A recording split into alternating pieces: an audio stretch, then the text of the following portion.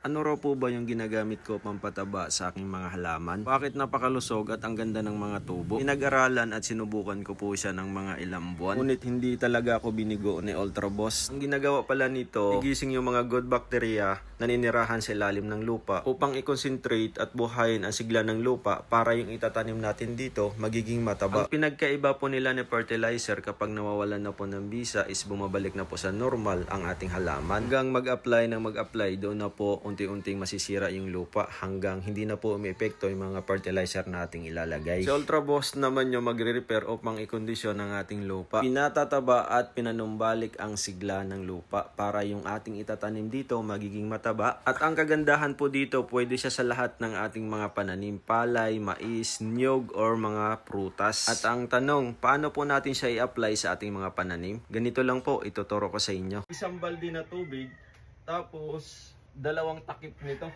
Yan, sa isang balde na tubig. So yan. Haluin natin. And then, pagkahalo natin dito, ito na po yung ipandidilig natin sa ating mga halaman.